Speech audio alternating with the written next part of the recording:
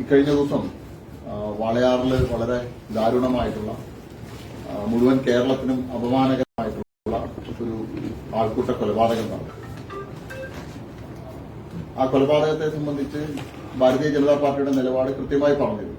അത് ഏത് ഭാഗത്തുനിന്നുണ്ടായാലും അതിൽ രാഷ്ട്രീയമോ മതമോ ജാതിയോ നോക്കാതെ ഭാരതീയ ജനതാ പാർട്ടി അതിലെ പ്രതികൾക്ക്, അതിന് ഉത്തരവാദികളായിട്ടുള്ള ആളുകൾക്ക് കൃത്യമായിട്ടുള്ള നിയമത്തിന്റെ മുന്നിൽ കൊണ്ടുവന്ന് അവർക്ക് ശിക്ഷ വാങ്ങിക്കൊടുക്കണം എന്നുള്ള നിലപാടാണ് ഭാരതീയ ജനതാ പാർട്ടിക്ക് ഉണ്ടായത്. പക്ഷേ വളരെ ദൗർഭാഗ്യകരമെന്ന് പറയട്ടെ, ഈ സംഭവം ഉണ്ടായ ഉടനെ തന്നെ അത് ഭാരതീയ ജനതാ പാർട്ടിയും സംഘപരിവാർ സംഘടനകളുടെയും തലയിൽ കെട്ടിവെക്കാനാണ് ഇവിടുത്തെ പ്രധാന രാഷ്ട്രീയ പാർട്ടികളും അതുപോലെ തന്നെ ഒരു വിഭാഗം മാധ്യമങ്ങളും ശ്രമിച്ചത്. സംഭവത്തെക്കുറിച്ച് കൃത്യമായിട്ട് അന്വേഷിച്ച് അതിലെ യഥാർത്ഥ പ്രതികൾ ആരൊക്കെയാണെന്ന് അറിയുന്നതിന് മുമ്പ് തന്നെ അത് ഉത്തരേന്ത്യയിൽ നടക്കുന്ന തരത്തിലുള്ള ആൾക്കൂട്ട കൊലപാതകമാണ്, മതം ചോദിച്ചു അല്ലെങ്കിൽ ഒരു പ്രദേശത്തിന്റെ പേര് പറഞ്ഞ് ഒരു രാജ്യത്തിന്റെ പേര് പറഞ്ഞിട്ടാണ് ആൾക്കൂട്ട കൊലപാതകം നടത്തിയത് എന്നുള്ള വലിയൊരു പ്രചരണം അയച്ചുവിട്ടിരുന്നു. പക്ഷെ ഓരോ മണിക്കൂർ കഴിയുന്ന സമയത്തും സത്യം പുറത്തു വന്നുകൊണ്ടിരിക്കുകയാണ്.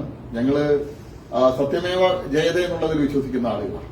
ഇപ്പോ ഇന്നത്തോടു കൂടിയിട്ട് യഥാർത്ഥ ചിത്രം ഞങ്ങൾ എന്താണോ തുടക്കത്തിൽ പറഞ്ഞത് അത് ഇന്ന് പുറത്തു വന്നിരിക്കുക. അത് കേവലം ഏതെങ്കിലും ഒരു രാഷ്ട്രീയ പ്രസ്ഥാനമോ അല്ലെങ്കിൽ ഏതെങ്കിലും ഒരു സംഘടന നടത്തിയ പേരിൽ നടന്ന ഒരു ആക്രമണമല്ല എന്നുള്ളത് ഞങ്ങൾ തുടക്കത്തിൽ വളരെ ശക്തമായി പറഞ്ഞിരുന്നു. ഇപ്പൊ അത് ശരിയാണെന്ന് തെളിയുന്ന രീതിയിലുള്ള തെളിവുകളും അതുപോലെ തന്നെ അറസ്റ്റ് ചെയ്യപ്പെടുന്ന പോലീസ് അറസ്റ്റ് ചെയ്യുന്ന പ്രതികളുടെയും രാഷ്ട്രീയ പശ്ചാത്തലമെല്ലാം പരിശോധിക്കുന്ന സമയത്ത് കൃത്യമായിട്ട് ബോധ്യപ്പെട്ടു വരികയാണ്.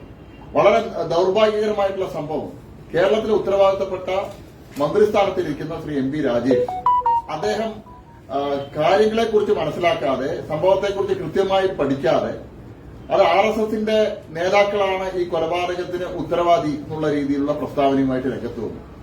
ഒരു ഉത്തരവാദപ്പെട്ട സ്ഥാനത്തിരിക്കുന്ന ഒരു മന്ത്രിക്ക് നിരക്കുന്ന പ്രസ്താവനയായിരുന്നില്ല ശ്രീ എം പി രാജേഷിന്റെ. അദ്ദേഹത്തിന്റെ സർക്കാരാണ് ഭരിക്കുന്നത്. ആഭ്യന്തരമന്ത്രി കേരളത്തിന്റെ മുഖ്യമന്ത്രിയാണ്. ആ ആഭ്യന്തരമന്ത്രിയുടെ കീഴിലുള്ള പോലീസിന്റെ സ്പെഷ്യൽ ബ്രാഞ്ച് സംവിധാനം ഉപയോഗിച്ചുകൊണ്ട് കൃത്യമായിട്ട് വിവരങ്ങൾ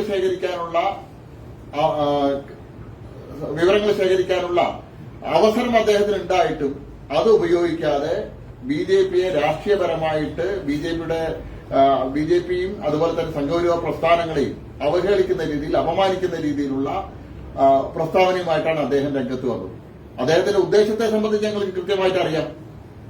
മലമ്പുഴ നിയോജക മണ്ഡലത്തിൽ ഭാരതീയ ജനതാ പാർട്ടി കഴിഞ്ഞ തദ്ദേശ സ്വയംഭരണ തെരഞ്ഞെടുപ്പിൽ ഉണ്ടാക്കിയ മുന്നേറ്റം, ആ മുന്നേറ്റത്തെ മറച്ചു പിടിക്കാനായിട്ടുള്ള ഒരു ശ്രമമാണ് അദ്ദേഹം ഇതുവഴി ഉണ്ടാക്കാൻ ശ്രമിച്ചത്.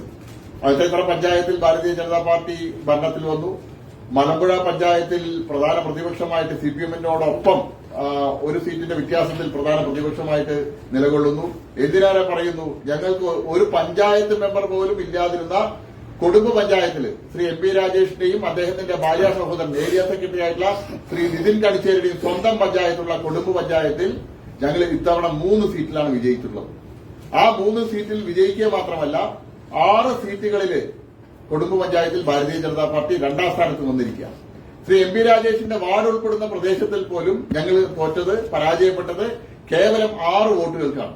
അപ്പൊ ഇത്തരത്തിലുള്ള പരാജയങ്ങൾ മറച്ചുവെക്കാൻ, അതോടൊപ്പം തന്നെ ബ്രീവറി വിഷയത്തില് ബ്രീവറി മദ്യക്കമ്പനിക്ക് വേണ്ടിയിട്ട് അതിന്റെ PR വർക്ക് നടത്തിയ അവരുടെ പ്രതിനിധിയായിട്ട് സംസാരിച്ച ശ്രീ എം പി രാജേഷിന് ഹൈക്കോടതി വിധി ഏറ്റവും വലിയ തിരിച്ചടിയായിരുന്നു.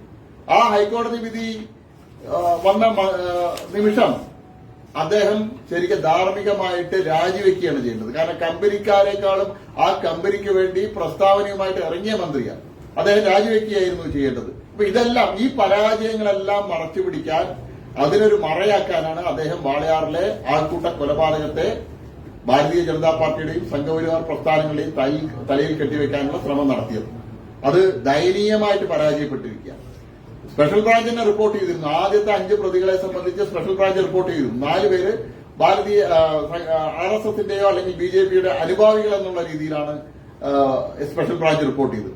എന്നാൽ 4ാം പ്രതിയായിട്ടുള്ള ആനന്ദനെ സംബന്ധിച്ച് കൃത്യമായിട്ട് സ്പെഷ്യൽ ബ്രാഞ്ച് റിപ്പോർട്ട് ചെയ്തു. സ്പെഷ്യൽ ബ്രാഞ്ച് BJPയുടെ അല്ലെങ്കിൽ സംഘപരിവാർ പ്രസ്ഥാനങ്ങളുടെ പോഷക സംഘടനയൊന്നും അല്ലല്ലോ.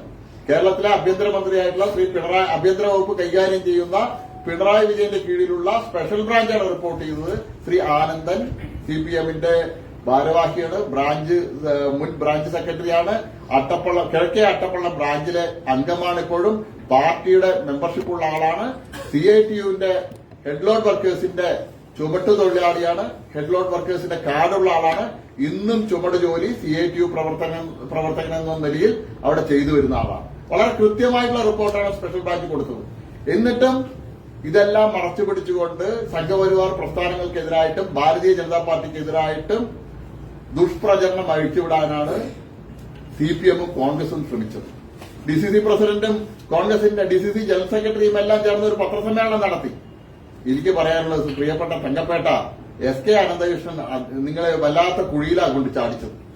കാരണം കഴിഞ്ഞ തവണ ഈ തദ്ദേശ സ്വയംഭരണ തെരഞ്ഞെടുപ്പിൽ അവിടെ മത്സരിച്ചത് ശ്രീ SK അനന്തകൃഷ്ണനാണ്. ഇതിലെ യഥാർത്ഥ കാരണം, ഇതിന് പ്രധാന ഉത്തരവാദിയായിട്ട് കാണേണ്ടത് ശ്രീ SK അനന്തകൃഷ്ണനെയാണ്. കാരണം കഴിഞ്ഞ പഞ്ചായത്ത് തെരഞ്ഞെടുപ്പിൽ അവിടെ വിജയിക്കാനായിട്ട് വ്യാപകമായിട്ടുള്ള തോതിൽ മദ്യം ഇറക്കുമതി ചെയ്ത് അവിടെ മദ്യത്തിൽ കുളിപ്പിക്കുകയായിരുന്നു ആ വാർഡിന്. മദ്യപിച്ചുകൊണ്ടിരുന്ന ആളുകളുടെ ഇടയിലേക്കാണ് ഈ കൊല്ലപ്പെട്ട വ്യക്തി എത്തുന്നത്. ആ കൊല്ലപ്പെട്ട വ്യക്തി എത്തിയ ആ മദ്യപിച്ചിരിക്കുന്ന ആളുകളാണ് ഈ കൊല്ലപ്പെട്ട വ്യക്തി ആക്രമിച്ചതിന്റെ പേരിൽ ആദ്യം അറസ്റ്റ് ആയ ആളുകൾ. അന്ന് പുറത്തു വന്ന വീഡിയോയിൽ വളരെ കൃത്യമായിട്ട് വരുന്നുണ്ട്. കോൺഗ്രസിന്റെ മുൻ പഞ്ചായത്ത് അംഗം ഈ കൊല്ലപ്പെട്ട വ്യക്തിയെ മർദ്ദിക്കാനായിട്ട് ആഹ്വാനം ചെയ്യുന്നതിന്, മർദ്ദിക്കാൻ പറയുന്നതിന്റെ വോയിസ് ക്ലിപ്പ് ആ വീഡിയോയിലെല്ലാം ഉണ്ട്. അപ്പോ കോൺഗ്രസിന്റെ മുൻ പഞ്ചായത്ത് അംഗത്തിന്റെ നേതൃത്വത്തിലാണ് ഈ ആൾക്കൂട്ട കൊലപാതകത്തിന് നേതൃത്വം കൊടുത്തിട്ടുള്ളത്.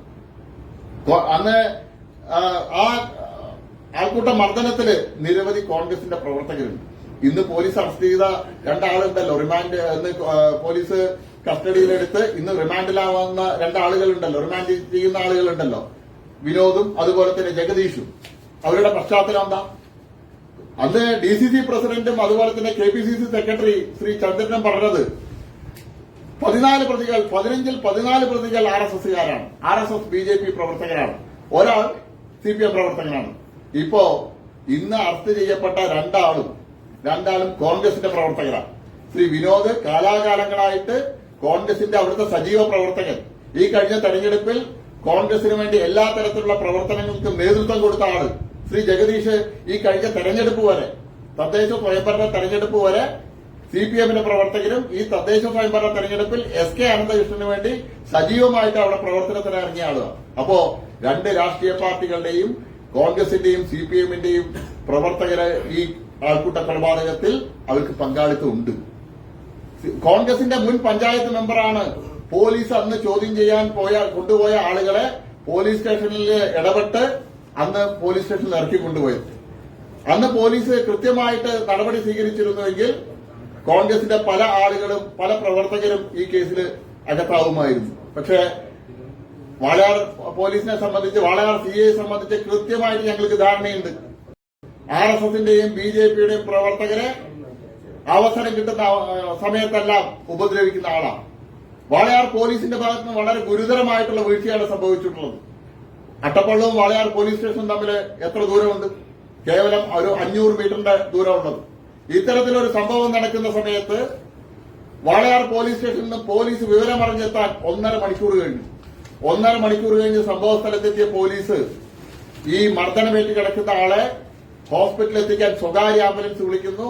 ആ സ്വകാര്യ ആംബുലൻസിൽ ഒരു പോലീസുകാരൻ പോലും കയറുന്നില്ല. മറിച്ച് ആ ആംബുലൻസിൽ കയറിപ്പോയത് മർദ്ദനങ്ങൾക്ക് നേതൃത്വം നൽകിയ കോൺഗ്രസിന്റെ ഒരു പ്രവർത്തകനാണ് കൂടെ കയറിപ്പോയത്. ആംബുലൻസിനകത്ത് വെച്ചിട്ടും ഈ കൊല്ലപ്പെട്ട വ്യക്തിയെ മർദ്ദിച്ചു എന്നാണ് ഞങ്ങൾക്ക് അറിയാൻ കഴിഞ്ഞത്. പോലീസ് കൃത്യമായിട്ട് അന്വേഷിക്കണം. മുൻവിധിയോടുകൂടിയിട്ട് RSSന്റെയും BJPയുടെയും പ്രവർത്തകരെ കള്ളക്കേസിൽ കൊടുക്കാന്നുള്ള ഉദ്ദേശത്തോടുകൂടി വാളയാർ CI മുന്നോട്ട് പോകരുത്. ഇതിൽ കൃത്യമായിട്ട് അന്വേഷണം നടക്കും. ആരുടെ ഭാഗത്ത് തെറ്റ് ചെയ്താലും അവരെ സംരക്ഷിക്കാൻ ഒരു കാരണവശാലും ഭാരതീയ ജനതാ പാർട്ടി മുന്നോട്ട് വരില്ല. ഞങ്ങളുടെ പ്രവർത്തകരോ അല്ലെങ്കിൽ ഞങ്ങളുടെ ഉത്തരവാദിത്തപ്പെട്ടവരോ അതിൽ ഉൾപ്പെട്ടിട്ടുണ്ടെങ്കിൽ നിയമപരമായിട്ട് അവരെ നിയമത്തിന്റെ മുന്നിൽ കൊണ്ടുവരാൻ പോലീസ് തയ്യാറാവട്ടെ. ഞങ്ങൾക്ക് ഉറപ്പുണ്ട്, ഞങ്ങൾക്ക് രാഷ്ട്രീയ ഒരു സംഘടന എന്നുള്ള നിലയിൽ ഞങ്ങളുടെ ഉത്തരവാദിത്തപ്പെട്ട ഒരു പ്രവർത്തകരും ഈ കൃത്യത്തിൽ ഇടപെട്ടിട്ടില്ല എന്നുള്ളത്. ഞങ്ങൾക്ക് കൃത്യമായിട്ടുള്ള ബോധ്യമുണ്ട്. ഇപ്പൊ വന്ന പ്രതികളെല്ലാം CPM-ന്റെയും അതുപോലെ തന്നെ കോൺഗ്രസിന്റെയും ഉത്തരവാദപ്പെട്ട ആളുകളാണ് ഈ ഇതിന് നേതൃത്വം കൊടുത്തത് എന്നുള്ളതാണ് ഓരോ മണിക്കൂർ കഴിയുന്ന സമയത്തും പുറത്തു വന്നുകൊണ്ടിരിക്കുന്ന തെളിവുകൾ വ്യക്തമാക്കുന്നത്. ഇതിലിപ്പോ ആദ്യം അറസ്റ്റിലായ 5 പേരിൽ 4 പേരാണ് ഈ BJP പ്രവർത്തകർ എന്ന് പറയുന്നത്. സ്വാഭാവികമായിട്ടും ഒരു നാട്ടിൽ ഇങ്ങനെ ഉണ്ടാകുമ്പോ ഒരു ഉത്തരവാദിത്തപ്പെട്ട രാഷ്ട്രീയ പ്രവർത്തകർ തടയുകയല്ലേ വേണ്ടത്? അതിന് പകരം ഇതിൽ ഉൾപ്പെടുന്നത് എങ്ങനെയാണ്? BJP പ്രവർത്തകർ എന്നല്ല പറയുന്നത്. സ്പെഷ്യൽ ബ്രാഞ്ചിന്റെ റിപ്പോർട്ട് എന്താ? ഞാനൊരു കാര്യം ചോദിക്കട്ടെ. അന്ന് വലിയ ആവേശത്തിൽ റിപ്പോർട്ട് ചെയ്ത മാധ്യമങ്ങൾ ഞാനിപ്പോ ന്യൂസ് ചാനലുകൾ നോക്കുകയായിരുന്നു. ഏതെങ്കിലും ഒരു മാധ്യമം 2 പ്രതികൾ കൂടി അറസ്റ്റിൽ നിന്നല്ലാതെ ഏതെങ്കിലും മാധ്യമങ്ങൾ കോൺഗ്രസ് പ്രവർത്തകരാണെന്നോ അല്ലെങ്കിൽ CPM പ്രവർത്തകരാണെന്നോ റിപ്പോർട്ട് ചെയ്തു? ഇപ്പൊ അറസ്റ്റ് ചെയ്യപ്പെട്ട ജഗദീഷിന്റെയും വിനോദിന്റെയും രാഷ്ട്രീയ പശ്ചാത്തലം പറയാൻ എന്തിനാ മാധ്യമങ്ങൾ മടിക്കുന്നത്? നിങ്ങൾ ഈ ചോദിച്ച 4 അറസ്റ്റ് രേഖപ്പെടുത്തി. ഇനി എന്താ അറസ്റ്റ് രേഖപ്പെടുത്താൻ? അറസ്റ്റ് രേഖപ്പെടുത്താനല്ലോ. ഇന്നലെ വൈകിട്ട് കസ്റ്റഡിയിലെടുത്ത പ്രതികള് പോലീസ് റിമാൻഡ് റിപ്പോർട്ട് തയ്യാറാക്കുന്നു, കോടതിയിൽ ഹാജരാക്കാൻ പോകുന്നു. നിങ്ങൾക്കെല്ലാം കൃത്യമായിട്ടുള്ള ബോധ്യമുണ്ട്. നിങ്ങൾ റിപ്പോർട്ട് ചെയ്തുവല്ലോ. നിങ്ങൾ 2 പ്രതികൾ കൂടി പിടിയിൽ നിന്ന് എല്ലാ മാധ്യമങ്ങളിലും വരുന്നുണ്ടല്ലോ. എല്ലാ ചാനലുകളിലും 2 പ്രതികൾ കൂടി പിടിയിൽ പറഞ്ഞ് വരുന്നുണ്ട്. അറസ്റ്റ് ചെയ്തിട്ടില്ല എന്ന് നിങ്ങളെന്നെ പറയുന്നു. നിങ്ങളുടെ ന്യൂസ് ചാനലുകൾ തന്നെ പറയുന്നു 2 പ്രതികൾ കൂടി പിടിയിൽ. 2 പ്രതികൾ കൂടി പിടിയിൽ. ആ പ്രതികളുടെ രാഷ്ട്രീയ പശ്ചാത്തലം എന്തുകൊണ്ട് പറയുന്നില്ല? ഞങ്ങൾ തുടക്കത്തിൽ പറഞ്ഞല്ലോ, ഇത് ഒരു പ്രദേശത്തുണ്ടായിട്ടുള്ള അവിടുത്തെ മുഴുവൻ ആളുകൾ ചേർന്ന് നടത്തിയ ഒരു അവിടുത്തെ ഇത്തരത്തിലുണ്ടായിട്ടുള്ള സംഭവമാണ്. അതുകൊണ്ട് ഇതിൽ രാഷ്ട്രീയം കലർത്തരുത്. കേരളത്തിന് മുഴുവൻ അപമാനകരമായിട്ടുള്ള കാര്യമാണ്. എന്തുകൊണ്ട് ഇപ്പൊ രാഷ്ട്രീയം പറയുന്നില്ല? അന്ന് തുടക്കത്തിൽ രാഷ്ട്രീയം നിങ്ങൾ പറഞ്ഞ ആളുകൾ ഇപ്പോഴും രാഷ്ട്രീയം പറയാൻ തയ്യാറാവണം. പ്രതികളുടെ രാഷ്ട്രീയ പശ്ചാത്തലം പുറത്തു കൊണ്ടുവരാൻ തയ്യാറാവണം.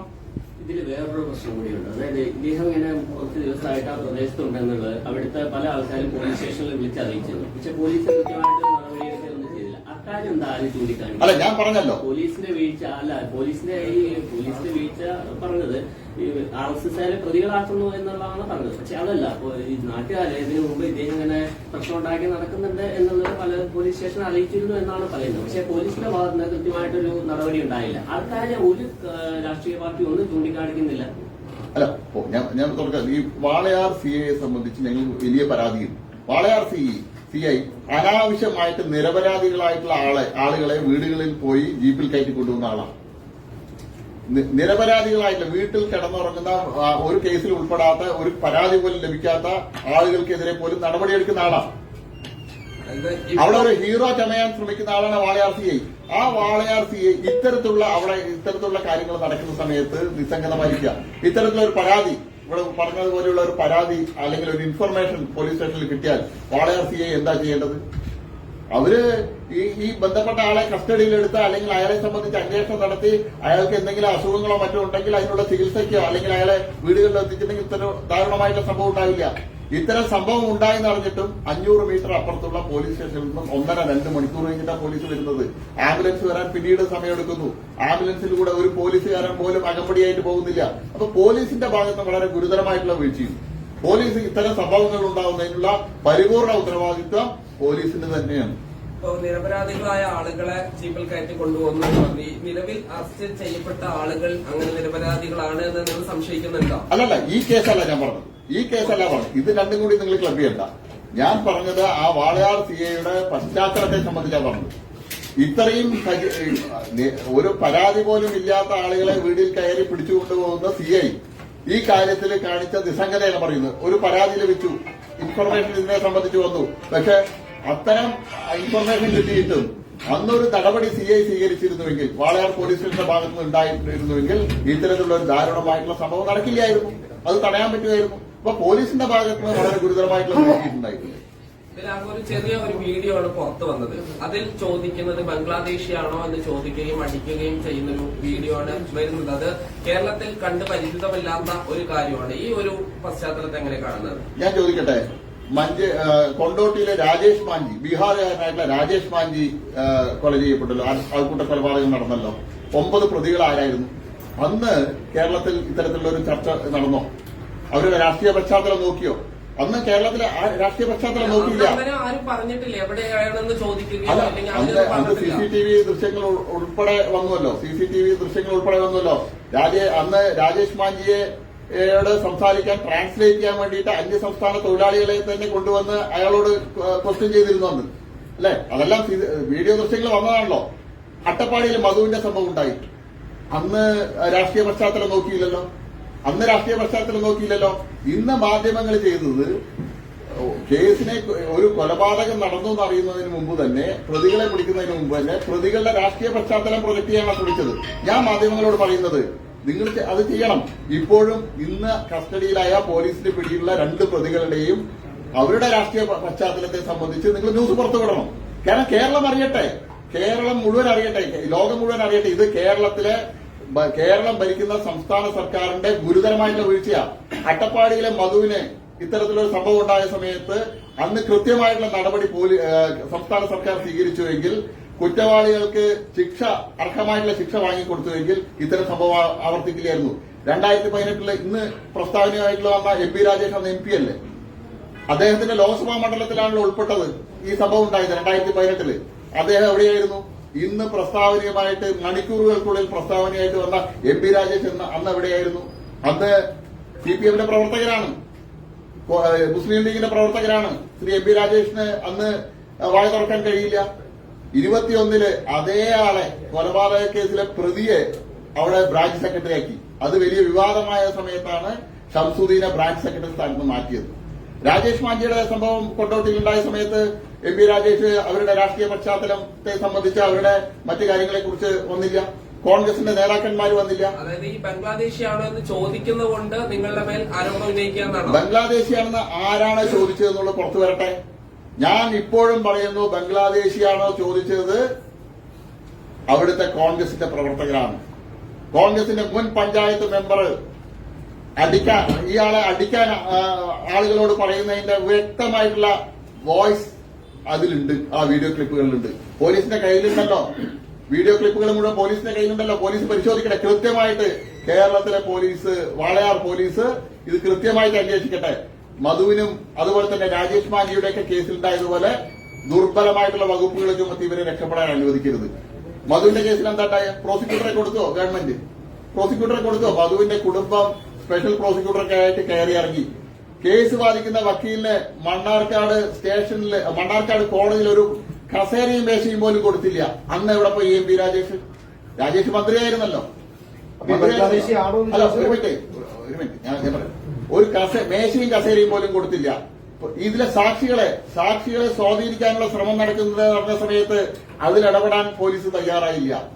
സാക്ഷികൾ വരേണ്ടത് അട്ടപ്പാടിയിൽ നിന്ന് മണ്ണാർക്കാട്ടിലെ കോടതിയിലേക്ക് അവർ വരണമെങ്കിൽ അവർക്ക് 1000-കണക്കിന് രൂപ ചെലവുണ്ട്. വളരെ പാവപ്പെട്ട ആദിവാസി വിഭാഗത്തിൽപ്പെട്ട ആളുകൾക്ക് ഈ കേസിനായിട്ട് അട്ടപ്പാടിയിൽ നിന്നും മണ്ണാർക്കാട് വരെ വരാനുള്ള യാതൊരുവിധ സൗകര്യങ്ങളും ചെയ്തു കൊടുത്തിട്ടില്ല. അവർ തലേ ദിവസം വന്ന് താമസിക്കണം. അങ്ങനെ ഇതിലെ സാക്ഷികളെ സ്വാധീനിക്കാനുള്ള എല്ലാ കാര്യവും മധു കേസില് സംസ്ഥാന സർക്കാരും CPM നേതൃത്വം വന്ന് ചെയ്തിട്ടുണ്ട്. അത് MP രാജയ്ക്ക് MP-യാ, പാലക്കാടിന്റെ MP-യാണ്. ഈ ഇന്നലെ SDPI വാർത്താ സമ്മേളനം നടത്തിയപ്പോഴേ ഒരു ആരോപണം ഉന്നയിച്ചിരുന്നു. ഇതിലെ പ്രതികളെ കാണാൻ വേണ്ടിയിട്ട് പഴയ ഒരു സുബൈർ വധക്കേസിലെ പ്രതി കാണാൻ ചെന്നിരുന്നു എന്ന് പറഞ്ഞു. അത് SDPIയുടെ ആരോപണങ്ങൾക്ക് ഞങ്ങൾ മറുപടി പറയാനറിയാം. ഈ രാജ്യവിരുദ്ധ പ്രവർത്തനം നടത്തുന്ന തീവ്രവാദ സംഘടന അല്ല SDPIക്ക് ഞങ്ങൾ മറുപടി നൽകുന്നില്ല. പക്ഷെ സുബൈർ വധക്കേസിന്റെ അവിടെ വിചാരണ നടക്കുന്ന സമയം കോടതിയിൽ സ്വാഭാവികമായിട്ടും ആ കേസിലെ പ്രതികൾ കോടതിയിൽ ഉണ്ടാവും. ഈ കേസിൽ ഉൾപ്പെട്ട ആളുകളെയും കോടതിയിൽ കൊണ്ടുവരുന്നു. അത് യാദൃശ്ചികമായിട്ടുണ്ടായതാണ്. പോലീസിനോട് അന്വേഷിക്കാം. കാണാൻ വന്നതല്ല. സുബൈർ വധക്കേസില് വിചാരണ നടക്കുന്നുണ്ട്. അവിടെ നടക്കുന്നുണ്ട്. അതിലെ പ്രതികളെ പോലീസ് അകപ്പെട്ടതോടുകൂടി കൊണ്ടുവരാറുണ്ട്. ആ സമയത്താണ് ഇവരെയും റിമാൻഡ് പ്രതികളെയും പോലീസ് സ്റ്റേഷനിൽ ആ സമയത്തുള്ളത്. ഈ ഒരു ആൾക്കൂട്ട കൊലപാതകം എന്നുള്ളതിനെ കൃത്യമായ ഞാൻ ഒരു ചാനല് ആ സുബൈർ കേസിലെ ഉൾപ്പെട്ട ആളുടെ ഫോട്ടോ കണ്ടിട്ട് ഇതിലെ പ്രതി പറഞ്ഞ് ഇന്നലെ ടെലികാസ്റ്റ് ചെയ്തു. മാധ്യമങ്ങൾ ഒരു സാമാന്യ മര്യാദ കാണിക്കണ്ടേ? കൃത്യമായിട്ട് അന്വേഷിക്കണ്ടേ? കൃത്യമായിട്ട് നിങ്ങളൊക്കെ മാധ്യമ പ്രവർത്തകരാണ്, റിപ്പോർട്ട് ചെയ്യുക. യഥാർത്ഥമാണെങ്കിൽ റിപ്പോർട്ട് ചെയ്യാം. പക്ഷെ യാതൊരുവിധ അന്വേഷണവും ഇല്ലാതെ അതിലെ ഒരു ഉൾപ്പെട്ട ഒരാളുടെ ഫോട്ടോ കാണിച്ച് ഈ കേസിൽ പ്രതിയാണെന്നുള്ള രീതിയിൽ ഇന്നലെ ചർച്ചകൾക്കിടയിൽ കാണിക്കുന്നുണ്ടായിരുന്നു. എത്ര ഗുരുതരമായിട്ടുള്ള വീഴ്ചയാണ് ഉണ്ടായിട്ടുള്ളത്. ഒരു മാധ്യമം ചെയ്യേണ്ട പണിയാണ്, ഒരു റിപ്പോർട്ടർ ചെയ്യേണ്ട പണിയാണ്. ഇവിടുന്ന് നിങ്ങൾ റിപ്പോർട്ട് കൊടുക്കുന്ന സമയത്ത് കൃത്യമായിട്ടുള്ള 50% ഉള്ളെങ്കിൽ നിങ്ങൾ 100 ആക്കി കൊടുത്തു. പക്ഷെ യാതൊരു വിധത്തിലുള്ള ബന്ധമില്ലാത്തതിനെ നിങ്ങൾ അത് ഇതിലെ പ്രതിയാണ് പറഞ്ഞു കൊടുത്തു. ഒരു ആൾക്കൂട്ട കൊലപാതകം എന്നുള്ള രീതിയിൽ അഡ്രസ് ചെയ്യാതെ ഇതിനെ രാഷ്ട്രീയവൽക്കരിക്കുമ്പോൾ കോൺഗ്രസും അതുപോലെ തന്നെ CPM-ഉം ഇതിലിപ്പോ പിടിയിലായിട്ടുള്ള കോൺഗ്രസുകാരും CPM-മാരാണെന്നുള്ള വരുമ്പോൾ അതിലൊരു പ്രത്യേക മറുപടി അവർ ഇനി പറയേണ്ടത്. അല്ല, കോൺഗ്രസിന്റെ DCC പ്രസിഡന്റ് ഇനിയെങ്കിലും മാധ്യമങ്ങളുടെ മുന്നിൽ തുറന്നു പറയാൻ തയ്യാറാണ്. മുഴുവൻ ആളുകളെയും 15 പ്രതികളുണ്ട് എന്നുള്ളത് DCC പ്രസിഡന്റ് ഇന്ന് ആരാ ഇൻഫർമേഷൻ കൊടുത്ത് 15 പ്രതികളാണെന്നുള്ളത്? 15 പ്രതികളുണ്ട്. ആ 15 പ്രതികളില് ഒരാള് CPM കാരനും ബാക്കി 14 ആളും BJP RSS പ്രവർത്തകരാണെന്നാണ് പറഞ്ഞത്. ഇപ്പോ അറസ്റ്റ് ചെയ്യപ്പെട്ട 2 ആളും കോൺഗ്രസിന്റെ പ്രവർത്തകരാണ്. പോലീസിന്റെ പിടിയിലുള്ള 2 ആളും കോൺഗ്രസിന്റെ പ്രവർത്തകരാണ്. DCC പ്രസിഡന്റ് മറുപടി എന്താണെന്ന് അറിയാൻ ഞങ്ങൾക്ക് ആഗ്രഹമുണ്ട്. ഞങ്ങൾ ഇപ്പോഴും ഉറപ്പിച്ചു പറയുന്നു, ഇതില് കോൺഗ്രസിന്റെ മുൻ പഞ്ചായത്ത് മെമ്പർ അടക്കമുള്ള ആളുകളെ കൃത്യമായി അന്വേഷിച്ചാൽ അവരടക്കം പ്രതിയാവും. അവരടക്കം ഇതിൽ പ്രതിയാക്കേണ്ടി വരും. പോലീസ് കൃത്യമായിട്ട് അന്വേഷിക്കട്ടെ. ആ വോയിസ് ക്ലിപ്പുകൾ പരിശോധിക്കട്ടെ പോലീസ്. ഈ ബംഗ്ലാദേശി ആണോ എന്ന് ചോദിച്ചത് മറ്റു രാഷ്ട്രീയ പാർട്ടികൾ ഞങ്ങൾ പറയുന്നില്ല.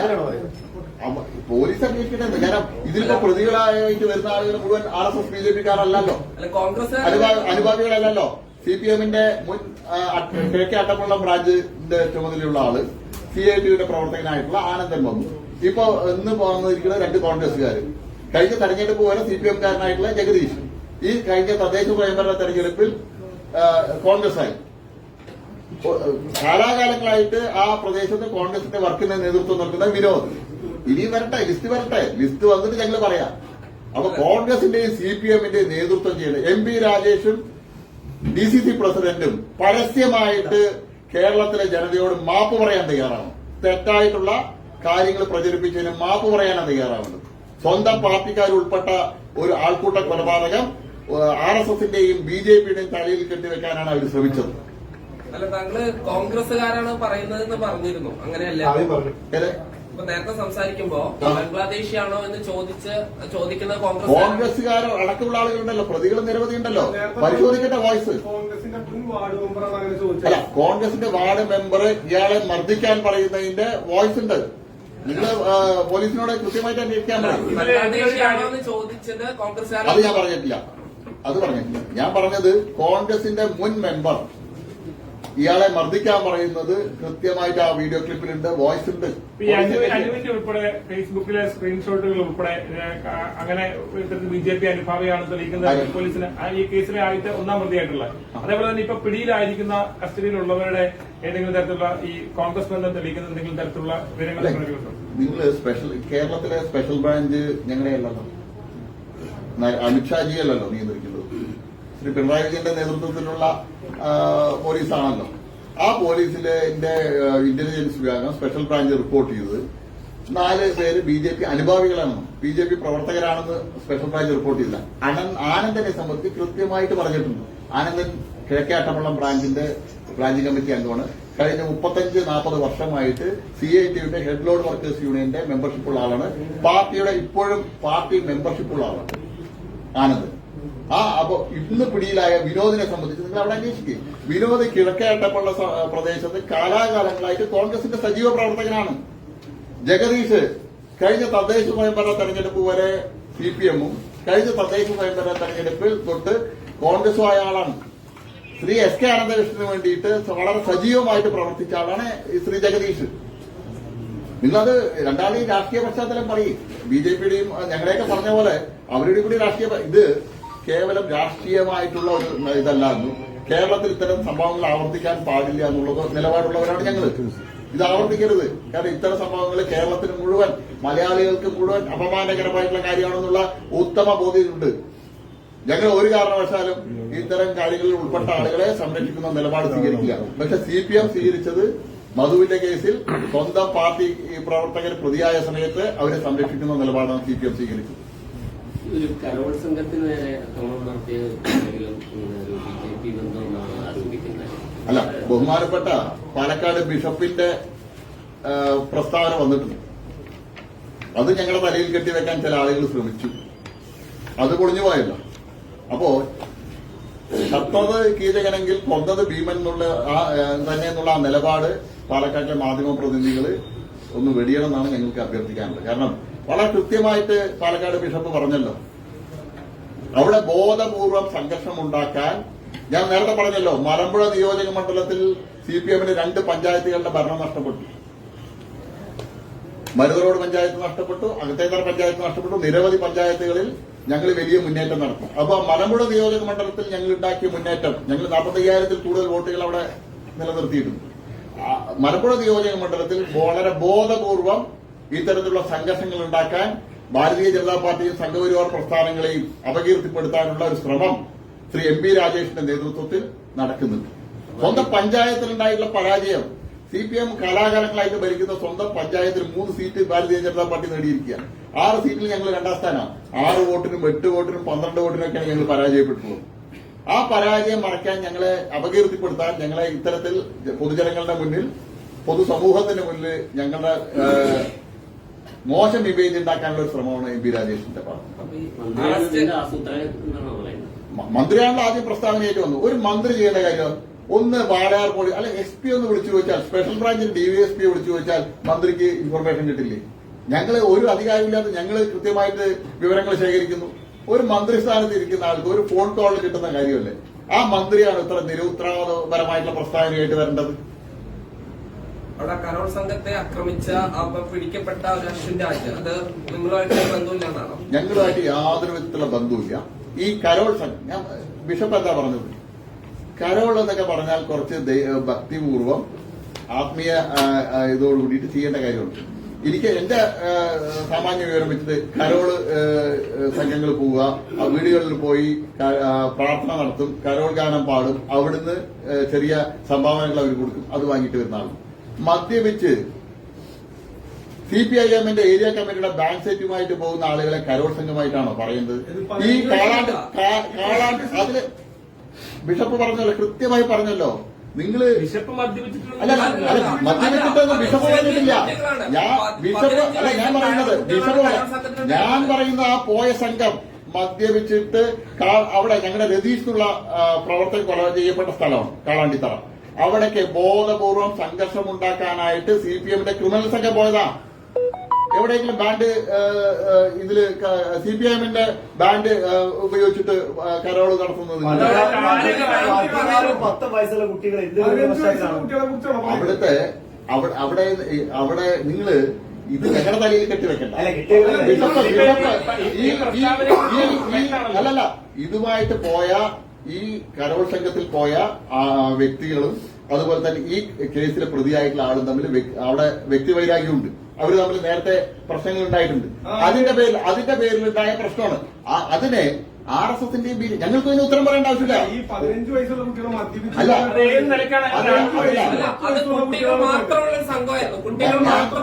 ഈ പോയ ആളുകളല്ല പറഞ്ഞത്. മദ്യപിച്ച് കരോളിന്റെ പേരിൽ പോകുന്നത് മുഴുവൻ അംഗീകരിക്കാൻ കഴിയില്ല എന്നാ പറഞ്ഞത്. നിങ്ങള് വാക്കുകൾക്കിടയില് നിങ്ങളുടെ വാദങ്ങൾ പൊളിഞ്ഞു വീണു. നിങ്ങൾ കെട്ടിച്ചമച്ച് കൊണ്ടുവരാൻ നിങ്ങൾ ഇന്നലെ ഞങ്ങൾക്ക് തലയിൽ വെച്ച് തരാൻ നോക്കിയ സാധനം ഇന്ന് രാവിലെ 9 മണിയോട്ട് നിങ്ങൾ പോയി കാത്തിരുന്നിട്ട് എടുത്ത ബൈറ്റ് എടുക്കാൻ വേണ്ടി പോയി കാത്തിരുന്ന കാര്യമൊക്കെ ഞങ്ങൾക്കറിയാം. അത് പൊളിഞ്ഞതിന്റെ വിഷമം ഇവിടെ തീർക്കണ്ട.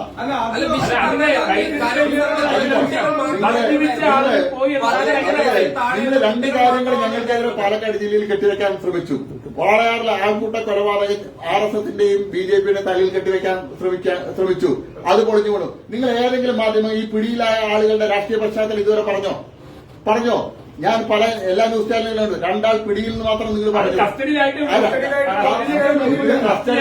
കസ്റ്റഡിയിലാവുന്നതിന് പ്രതികളെ അറസ്റ്റ് ചെയ്യുന്നതിന് മുമ്പ് പിടിയിലായ ആളുകളെ സംബന്ധിച്ച് നിങ്ങൾ ഇറക്കിയില്ലേ? 4 ആൾ ആൾക്കൂട്ട കൊലപാതകം RSS-ന്റെയും BJP-യുടെ നേതൃത്വത്തിൽ RSS പ്രവർത്തകരാണ് പിന്നിൽ നിന്നുള്ള വാർത്ത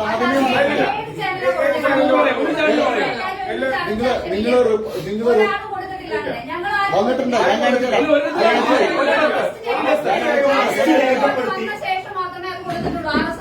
ഇത് അറസ്റ്റ് ചെയ്തിട്ടുണ്ടല്ലോ. അറസ്റ്റ് ചെയ്ത് 1 ദിവസത്തിന് ശേഷമാണ് ഇപ്പോ ഞാൻ കണ്ട ചാനലിലൊക്കെ 2 പ്രതികൾ പിടിയിൽ എന്ന് പറഞ്ഞ് വന്നിട്ടുണ്ടല്ലോ. ഞാൻ ചാനലുകളുടെ പേര് പറയുന്നില്ല. ഞാൻ ഈ പത്രസമ്മേളനം തുടങ്ങുന്നതിന് മുമ്പ് ഇരുന്ന് കണ്ടതാണ്. 2 പ്രതികൾ പിടിയിലുന്നുണ്ട്. ആ 2 പ്രതികളുടെയും രാഷ്ട്രീയ പശ്ചാത്തലം കൂടി പറഞ്ഞൂടെ? പിടിയിൽ 2 പ്രതികൾ പിടിയിൽ പറഞ്ഞിട്ട് കൊടുത്തു കഴിഞ്ഞാൽ ആ പ്രതികളെ ഇന്നലെ വൈകിട്ട് തൊട്ട് പോലീസ്, ഇന്നലെ ഞാൻ രാത്രി ചർച്ചയ്ക്ക് പോയ സമയത്ത് പറഞ്ഞാണ്, ഇന്നലെ തന്നെ 4 പോലീസിന്റെ കസ്റ്റഡിയിലുണ്ട്. പോലീസ് റിമാൻഡ് റിപ്പോർട്ട് എഴുതി ഇപ്പൊ കോടതിയിൽ ഹാജരാക്കുകയും ചെയ്യും. അപ്പൊ അവരെ സംബന്ധിച്ച് നിങ്ങൾക്ക് കൃത്യമായിട്ടുള്ള ഇൻഫർമേഷൻ ഉണ്ട്. കാരണം ഇത് പിടിയിലായത് ഞങ്ങളുമായിട്ട് ഏതെങ്കിലും തരത്തിലുള്ള ബന്ധമുള്ള ആളാണെങ്കിൽ നിങ്ങളിപ്പോ വണ്ടക്ക അക്ഷരത്തിൽ കൊടുക്കില്ല. ഇപ്പൊ കൊടുക്കില്ല, നിങ്ങൾ കൊടുക്കില്ല. ഇപ്പോ കരോളിനെ സംബന്ധിച്ച് ബിഷപ്പ് നടത്തിയ സ്റ്റേറ്റ്മെന്റ് നിങ്ങൾ കൊടുത്തു? കൊടുത്തല്ലോ. ലൈവ് കൊടുത്തില്ല. ഇപ്പൊ ഇന്ന് രാവിലെ അതിലെ അതിന് വാർത്ത കണ്ടോണ്ടാണല്ലോ ബിഷപ്പ് എന്താണ് പറഞ്ഞത്. അല്ലല്ല, അത് നിങ്ങൾ അല്ല, എനിക്ക് അല്ലാത്ത രീതിയിൽ കിട്ടിയോ? അല്ലാത്ത രീതിയിൽ എങ്ങനെയാ കിട്ടുക? അല്ലാത്ത രീതിയിൽ ഞാൻ പറഞ്ഞല്ലോ, ഇപ്പോ വാളയാർ കേസിനെ സംബന്ധിച്ച് ഞങ്ങള് കൃത്യമായിട്ട് ഓരോ അതിൽ ഉൾപ്പെട്ട ആളുകളുടെ രാഷ്ട്രീയ പശ്ചാത്തലവും അതിൽ ആർക്കുണ്ടായിരുന്നു ഞങ്ങൾ അന്വേഷിക്കുന്നുണ്ട്. കാരണം ഞങ്ങൾ ഒരു ഉത്തരവാദിത്തപ്പെട്ട രാഷ്ട്രീയ പാർട്ടിയാണ്. ഞാൻ പറഞ്ഞു, MP രാജേഷിനെ പോലൊരു മന്ത്രിക്ക് സ്പെഷ്യൽ ബ്രാഞ്ച് സംവിധാനമുണ്ട്. ഞങ്ങൾക്ക് സ്പെഷ്യൽ ബ്രാഞ്ച് സംവിധാനമില്ല. പ്രാദേശികമായിട്ട് അന്വേഷിച്ചാൽ കിട്ടുന്ന കാര്യമാണ്. ഇതേപോലെ ഞങ്ങൾക്ക് ഞങ്ങളുടേതായിട്ടുള്ള സോഴ്സുകൾ ഉണ്ടല്ലോ. ഒറ്റ കാര്യം, അതായത് അല്ല, ഒരു കാര്യം പ്രധാനമായിട്ട് താങ്കൾ പറഞ്ഞ പ്രധാനപ്പെട്ട ഒരു ആരോപണം എന്ന് പറഞ്ഞാല് ഈ അറസ്റ്റ് രേഖപ്പെടുത്തുന്നതുമായി ബന്ധപ്പെട്ട് ഇവരുടെ പേര് അതിന് മുമ്പ് കൊടുത്തു. BJP അനുഭാവികൾ എന്ന നിലയ്ക്ക് പേര് കൊടുക്കുന്നു. അത് കൊടുത്തത് ഏത് മാധ്യമമാണെന്ന് താങ്കൾക്കൊന്ന് പറയാമോ? ഞാൻ നോക്കിയിട്ട് പറയാം. ഞാൻ പറയാം. രണ്ടാമത് അല്ല, നിങ്ങള് ഞാൻ പറഞ്ഞതിനിടയിൽ പറ്റി ഞാൻ പറഞ്ഞത് ഈ ഇത് ഞങ്ങളുടെ തലയിൽ കെട്ടിവെക്കാൻ ശ്രമിച്ച 2 രാഷ്ട്രീയ പാർട്ടികളും, കോൺഗ്രസും DCC പ്രസിഡന്റും അതുപോലെ തന്നെ മന്ത്രി പരസ്യമായിട്ട് കേരളത്തിലെ പൊതുസമൂഹത്തോട് മാപ്പ് പറയണമെന്നാണ് ഞാൻ ആവശ്യപ്പെട്ടത്. അത് കൊടുക്കുന്നു. മാപ്പിന്റെ കാര്യം ഇതിലേ ഒന്ന് തെറ്റിദ്ധാരണയാണ്. ഈ വ്യാഴാഴ്ച തന്നെ ഇതിൽ പറഞ്ഞ ആളുകൾ 5 പേരും പോലീസിന്റെ കസ്റ്റഡിയിലായിട്ടുണ്ട്. സ്പെഷ്യൽ ബ്രാഞ്ചിന്റെ റിപ്പോർട്ട് വരുന്നത് തിങ്കളാഴ്ചയാണ്. ഇവിടെ മാധ്യമങ്ങളിൽ വാർത്ത കൊടുക്കുന്നത്, രാഷ്ട്രീയ പശ്ചാത്തലം വാർത്തയാക്കുന്നത് ഇന്നലെയാണ്. അപ്പോ അത് പറഞ്ഞിട്ട് അറസ്റ്റ് രേഖപ്പെടുത്തിയതിനു ശേഷം ഇപ്പൊ നിലവിൽ 2 പേര് കസ്റ്റഡിയിലാണ്. 2 പേര് കസ്റ്റഡിയിലായതിനു ശേഷം ഇപ്പൊ നമുക്കറിയാം അവർ അറസ്റ്റ് രേഖപ്പെടുത്തി മറ്റു റിപ്പോർട്ട് വരുന്നവർക്കേ നമ്മളത് കൊടുക്കുന്നുള്ളൂ. അതിൽ രാഷ്ട്രീയ പശ്ചാത്തലം നോക്കിയത് സ്പെഷ്യൽ ബ്രാഞ്ച് റിപ്പോർട്ട് എന്നതിന്റെ അടിസ്ഥാനത്തിലാണ്. ഇതിൽ അങ്ങനെ വേറൊരു മാധ്യമം ഞാൻ ഇത് കഴിഞ്ഞിട്ട് ഞാൻ ഇതിന്റെ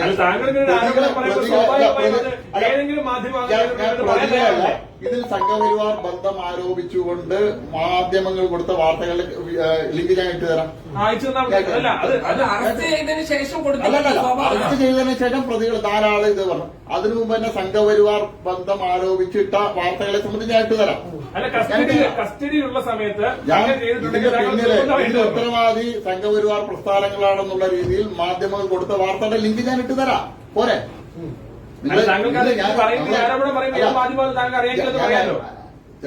നമ്മൾ ഇത് കഴിഞ്ഞാൽ ഇവിടെ കാണുമല്ലോ. നമ്മളിവിടെ നോക്കാനുള്ള അവസരം തരും. കരോളുമായി ബന്ധപ്പെട്ട കാര്യത്തില് ഇന്നലെ വാർത്ത നൽകിയിൽ പോലും അത് ഏതെങ്കിലും തരത്തിലുള്ള കമ്മ്യൂണൽ സംഭവമായിട്ടല്ല വാർത്ത നൽകിയത്. അതിൽ കൃത്യമായ ടെസ്റ്റില് ഈ സംഭവവുമായി ബന്ധപ്പെട്ട എന്താണ് കാരണമെന്ന് ഉൾപ്പെടെ നൽകിക്കൊണ്ടാണ് വാർത്ത കൊടുത്തിട്ടുണ്ട്. അത് താങ്കൾ ഏകപക്ഷീയമായി തലക്ക് അടിച്ചേൽപ്പിച്ചു എന്ന് പറഞ്ഞത് ശരിയല്ല. അല്ല, കരോളിന്റെ കാര്യത്തിൽ ഇതേപോലെ ഞങ്ങളുടെ പ്രവർത്തകൻ എന്നുള്ള രീതിയിൽ കൊടുത്തിട്ടുണ്ട്. നിങ്ങളുടെ പ്രവർത്തകനാണെന്നാണ് അവിടെ പ്രാദേശികമായിട്ട് ഞങ്ങൾ ആരോടെങ്കിലും ചോദിക്കണ്ടേ? ഞങ്ങളുടെ പ്രവർത്തകനല്ല. അദ്ദേഹം കാപ്പ കേസിലെ പ്രതിയാണ്, 2 കഞ്ചാവ് കേസിലെ പ്രതിയാണ്. ഞങ്ങളുമായിട്ട് യാതൊരു ബന്ധവുമില്ല. പിന്നെ ലോട്ടിൽ നടക്കുന്ന മുഴുവൻ RSS ആണ്, BJP ആണ് പറഞ്ഞാൽ അതിന്റെ മുഴുവൻ ഉത്തരവാദിത്വം ഞങ്ങൾക്ക് എടുക്കാൻ പറ്റും. ഞങ്ങളുടെ ഏതെങ്കിലും ചുമതല വഹിക്കുന്നുണ്ടോ? ശ്രീ ആനന്ദൻ CPMന്റെ ബ്രാഞ്ചിന്റെ ഉത്തരവാദിത്വമുള്ള ആളാണ്. CITയുടെ ഹെഡ് ലോഡ് വർക്കറാണ്. കൃത്യമായിട്ടുള്ള തെളിവിന്റെയും ഇതിന്റെ അടിസ്ഥാനത്തിലാണ് ഞങ്ങൾ പറയുന്നത്. ഇപ്പൊ പിടിയിലായിട്ടുള്ള 2 ആളും കോൺഗ്രസിന്റെ വ്യക്തമായിട്ട് അതിന്റെ ഉത്തരവാദിത്വ ബോധത്തോടെയാണ് ഞാൻ പറയുന്നത്. 4 ആളും ഞങ്ങളുടെ ഒരു ചുമതല വഹിക്കുന്ന ആളുകളല്ല.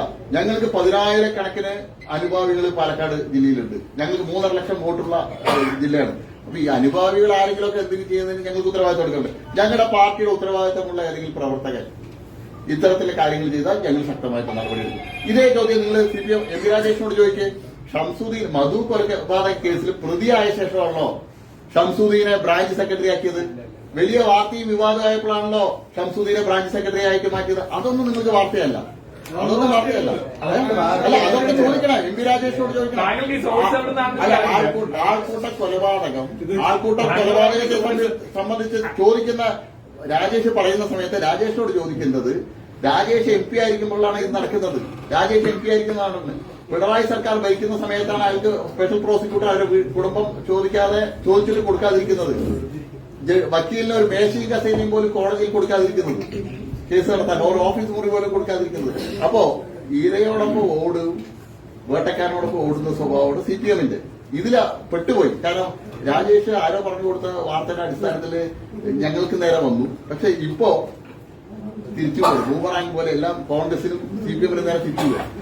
മറ്റൊരു കാര്യം, ഇപ്പോ ഈ മൂത്താന്തറ വടക്കുംതറ തുടങ്ങിയ മേഖലകളിൽ വലിയ തോതിൽ SIR-ന്റെ പട്ടികയിൽ നിന്ന് ഒഴിവാക്കപ്പെട്ടിട്ടുണ്ട്. അതിൽ ചില ഉദാഹരണങ്ങൾ നോക്കുകയാണെങ്കിൽ 63 ബൂത്തിൽ 470 വോട്ടർമാരിൽ 350 ഈ അൺട്രേസബിൾ വോട്ടർമാരാണ്. അങ്ങനെ എല്ലാ ബൂത്തിലുണ്ട്. അതിൽ നിങ്ങൾക്ക് പ്രത്യേകിച്ച് പരാതിയൊന്നുമില്ലേ?